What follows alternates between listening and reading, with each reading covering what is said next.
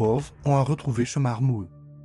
La team EHPAD, on a retrouvé chez Marmour. Moi, je savais pas que j'avais créé quelque chose de mauvais en partageant Tyson Beckford. Du coup, en ayant fait mon petit post, je vois qu'il y a la team Tyson Beckford et je vois qu'il y a la team anti-Tyson Beckford. Et d'ailleurs, cette même team me dit, mais non, Laura, le vrai GOAT, c'est pas Tyson, le vrai GOAT, c'est chez Marmour. J'ai fait mes petites recherches. Après, je savais qui il était, mais je voulais revoir le phénomène. Et du coup, je suis pas convaincue. Pour moi, Tyson, il est indétrônable.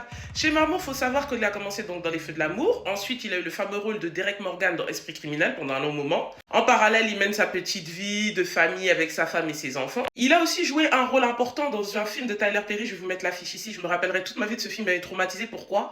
Parce que déjà, la femme a été dans une relation avec un PN qui lui faisait la misère. Et chez Marmot, franchement, c'était celui qui avait réussi à la sauver de ça.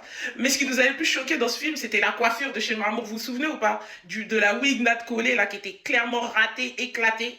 Mais bon, malgré tout, il gardait quand même son charisme. Au final, chez Marmour, maintenant, il est dans SWAT. Il aime bien jouer les rôles de policier un peu charismatique.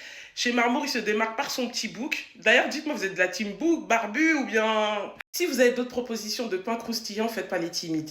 Abonnez-vous, likez et partagez.